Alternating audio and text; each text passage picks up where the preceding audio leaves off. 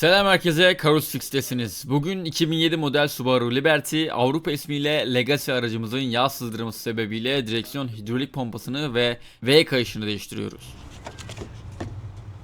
Bu işlemin zorluk seviyesine kayıştan ötürü orta diyebilirim. Dışında her şey sırasıyla ve kontrollüydü.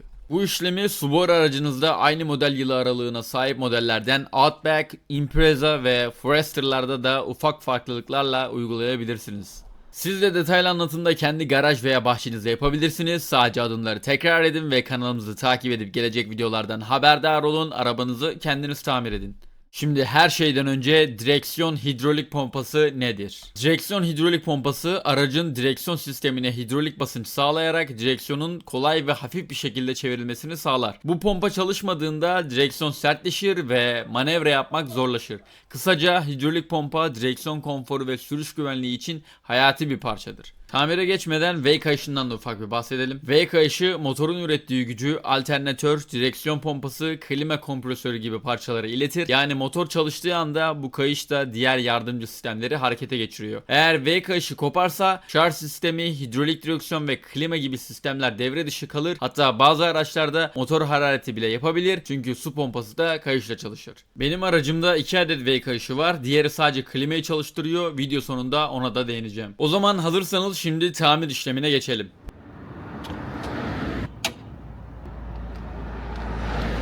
Şimdi power steering pump'ımız bu gördüğünüz şahıs ve eğer şu ileriye doğru bakabilirseniz, evet, Japon'u gördünüz tabii ki.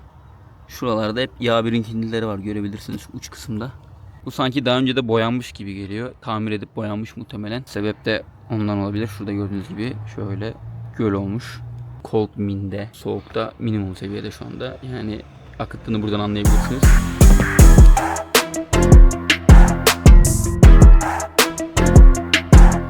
İlk olarak çalışma ortamımızı rahatlatmak adına hava emiş kanalını yerinden çıkarıyoruz. Subaru'larda boksör motor olması sebebiyle direkt bütün kayışlar ve sürüş takviye parçaları önümüzde toplanıyor. Bu da üzerinde çalışmayı çok daha kolay hale getiriyor. Unutmadan aracın altında yere sığmaması için koruyucu olarak kartonumuzu da seriyoruz. Şöyle mesela serdik. Şimdi kayışları koruyan 2 adet koruma kapaklarını söküyoruz.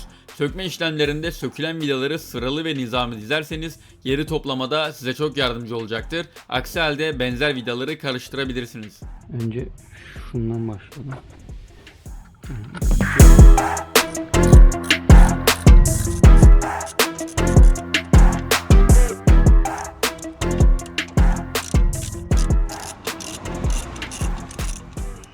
Burada vidamız var.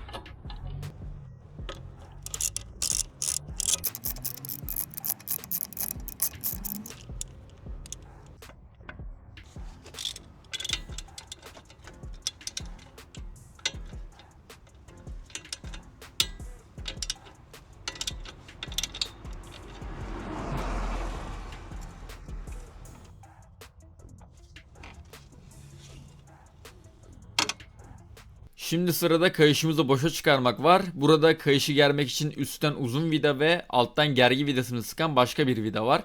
Öncelikle bu küçük olan vidayı gevşetiyoruz ki ana vidayı rahatlatabilelim. Burası aşağı inecek, bu yüzden buradaki kayış da gevşeyecek. Daha rahat çıkarabileceğiz.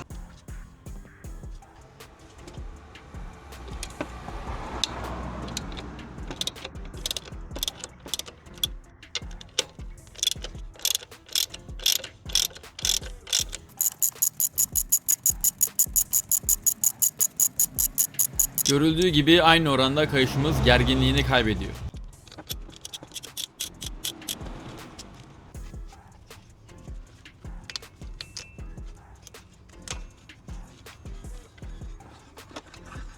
Burada Subaru orijinal parça kullanılmış ve kayışın durumu gayet iyi. Muhtemelen çok eski değil ancak yine de kayışımızı değiştireceğiz.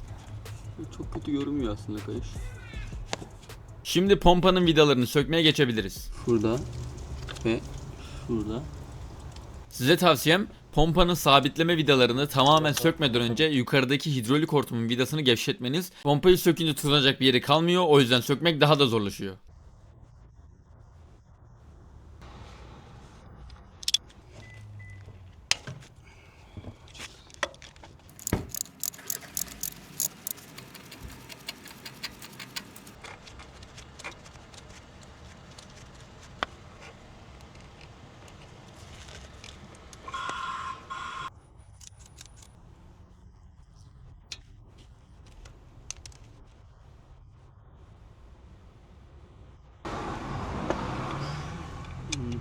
Tam istediğim parça.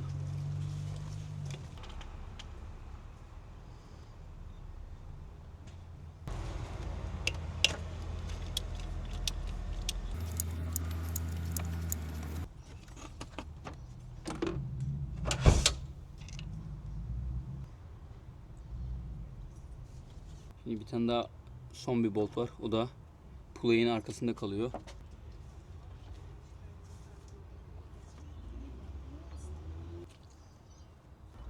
Şimdi onu çıkarma vakti. Tamam. Son videoyu da gevşettik.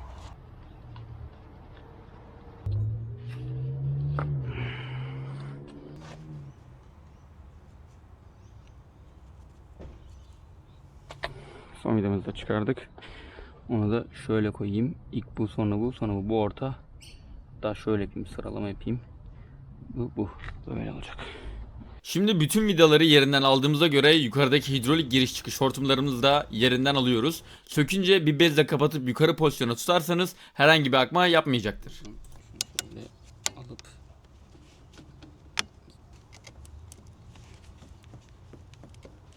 biraz bayağı sert şu anda.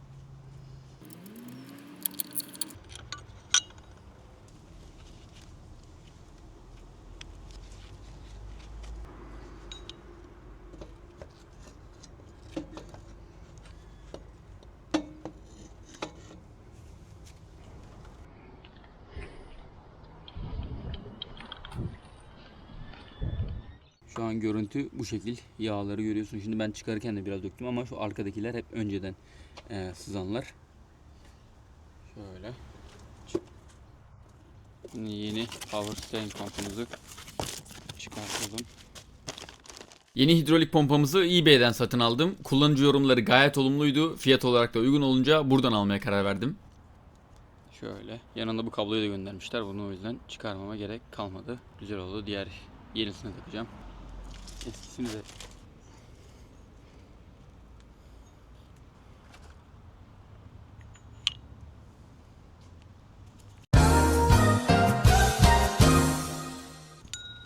şu yakın. Yeni pompamızı takmadan önce hazır ulaşabiliyorken bu bölümü yağdan ve kirden arındıralım.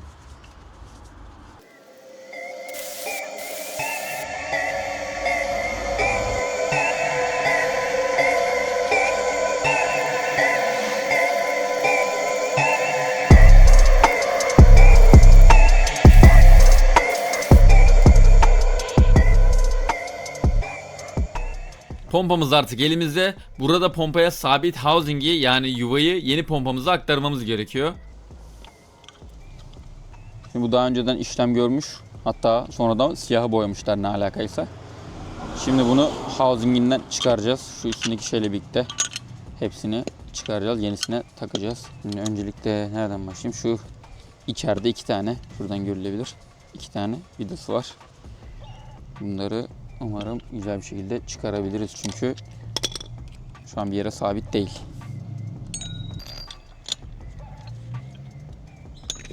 Tamam, bunu açtık. Şimdi diğerini açıyoruz. Evet, bu da kolayca geldi. Çok da zorlamadı.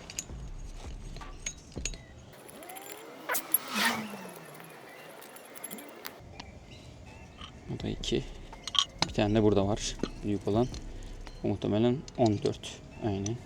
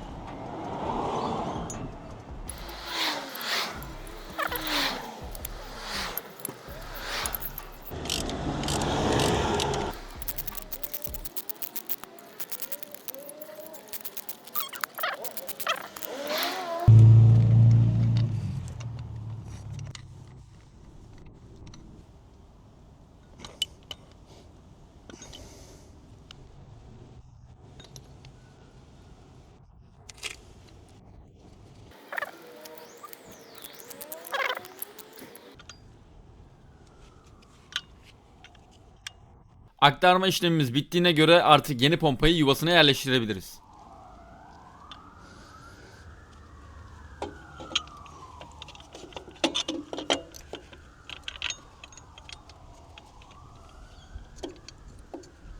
Üstten başlayarak vidalarımızı yerlerine sıkmaya başlıyoruz. Sıkarken belirli tork değerlerine göre sıkmayı ihmal etmeyin. Aşırı sıkmaktan kaçının.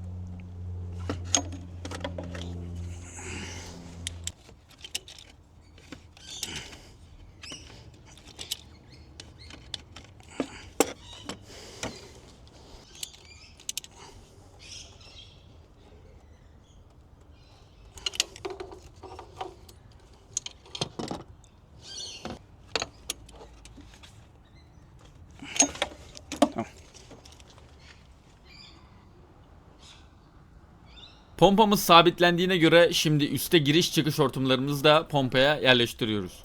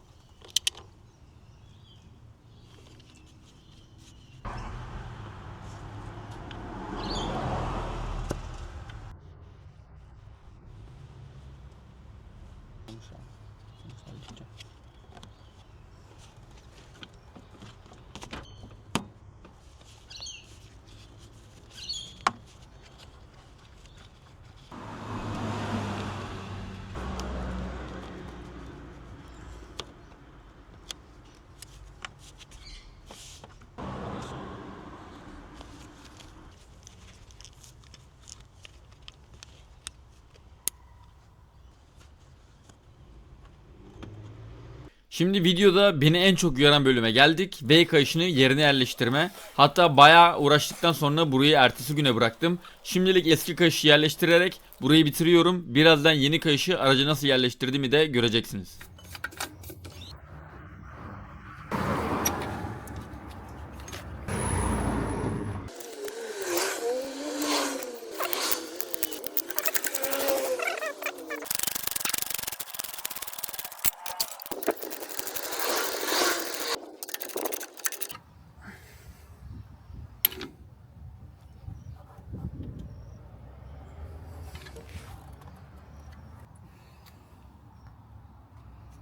Evet arkadaşlar, bitirdik. Yeni pompamızı yerine taktık. Kapattık bir güzel. İyice temizledim motorun üzerine akan yağları. Şu anda üstünde yağ falan yok. Şimdi şurada gördüğünüz gibi yağ aşağı inmiş. Onu biraz daha arttıracağım. Daha sonrasında komple yağını değiştireceğim ama bugün yapmayacağım bunu. Bu arada yeni aldığım kayışı da yerleştiremedim. Daha dar geldi. Numara olarak bir numara farklı ama internetten alırken aracına uygun diye aldım. Neden olmadı bilmiyorum, araştıracağım. Sonra tekrardan değiştirebilirim, o çok önemli değil şu anda. Taktık, şimdi bir deneyeceğim. Bir sıkıntı olmazsa bu işi de burada bitireceğiz. Şimdi pompa içindeki hidroliğin havasını almamız gerekiyor. Bu işlemi ön tekerleri lifte alarak yapmanızı tavsiye ediyorum. Ben ikisini aynı anda kaldıracak aletlere sahip olmadığım için araç yerdeyken yaptım. Şimdi her şeyden önce hidrolik depomuzda eksilen hidrolik yağını dolduruyoruz. Burada ilk doldururken Cold Max seviyesine kadar getiriyoruz. Depoyu Cold Max seviyesine getirdikten sonra hidrolik depo kapağını açık bırakıp burada aracı çalıştırmadan direksiyonunu önce tam sola sonra tam sağa birkaç kez çeviriyoruz ve eğer seviyede herhangi bir azalma varsa kontrollü bir şekilde eklemeye devam ediyoruz. Daha sonrasında kapağı kapatıp aracı çalıştırıyoruz ve aynı işlemi tekrar ediyoruz. Kapağı açıp eksik ise eklememizi yapıyoruz ta ki direksiyon hissiyatı normalleşene kadar.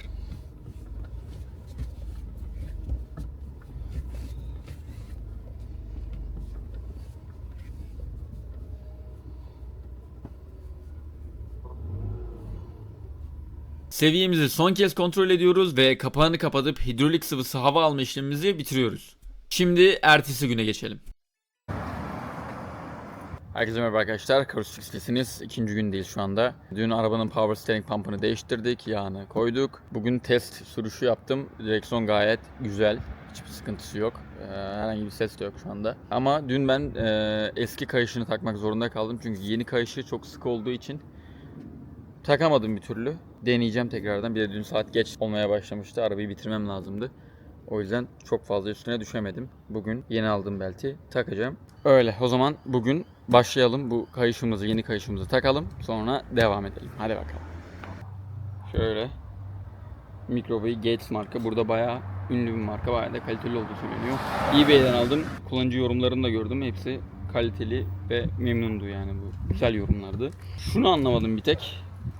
5 PK 875 diyor mesela şurada. Ama benim arabanın önceki çıkardığım Subaru orijinal parçasına 74 diye geçiyor. Ama ben bunu internetten eğer benim arabamın plakasını verip arattırdığımda bana bu ürünün aracıma uyacağı söyleniyor. Bayağı zorladı dün. Girmedi yerine. Ama zaten sık olmasını umuyorum. Drabetler sık olur zaten yeni aldığım zaman. O yüzden bunu biraz zorlayacağım. Bakalım. Takmaya çalışacağım. Şimdi öncelikle şuradaki parçamızı çıkartıyoruz. Yolumuzda şöyle şuraya takabiliriz yine.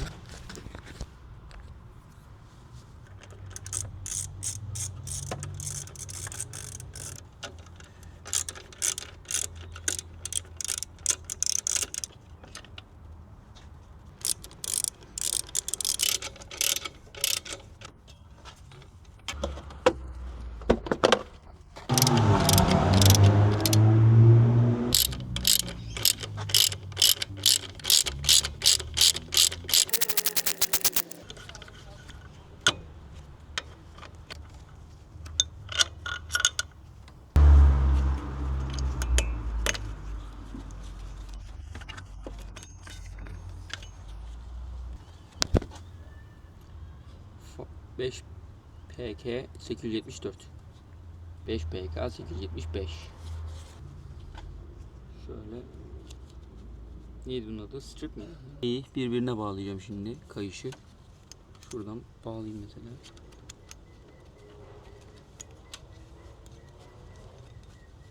Şuradan kayışı.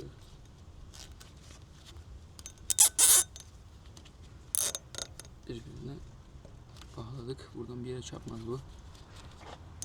Şurada dursun. Bunu hatta koparayım şuradan.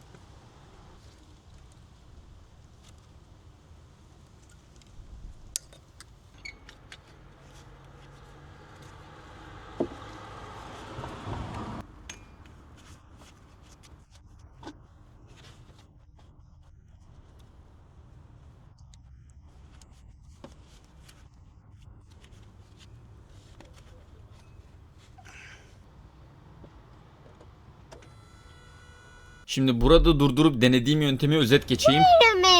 Çünkü o an bunu araştırıp deneyerek yapıyordum. Çok fazla açıklama fırsatım olmadı. Şimdi olay şu. Kayışı crankshaft'a ve alternatöre düzgün oturtup hidrolik pompasının da bir kısmına kadar yerleştirip klipsle kayışı pompanın kaslarına bağladım.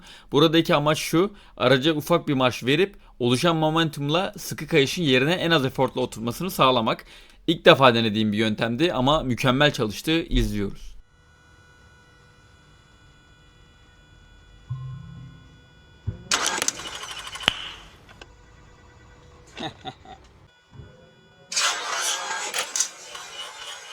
İşte bu kadar.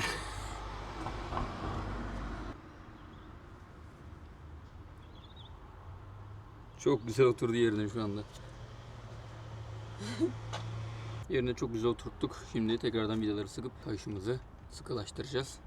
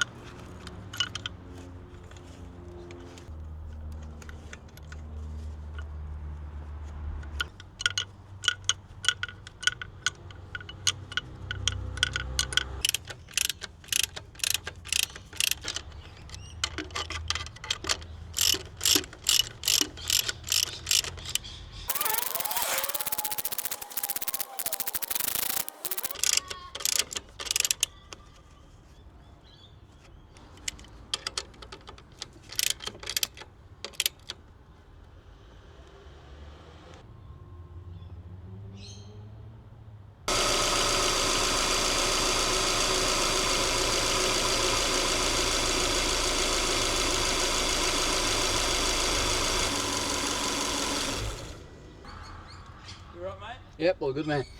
Yeah, working on my car. Yeah. Yeah, no, all good. Thank you. Thank you for asking, man.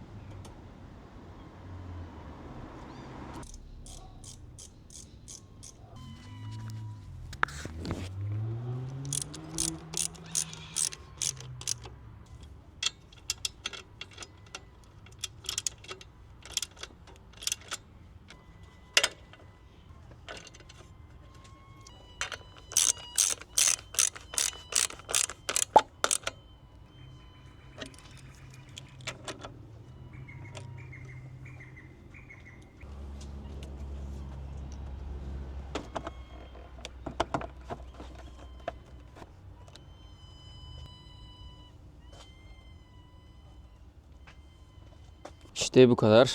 Yeni direksiyon hidrolik pompamızı değiştirdik. Yeni kayışımızı taktık. Tekrardan topladık.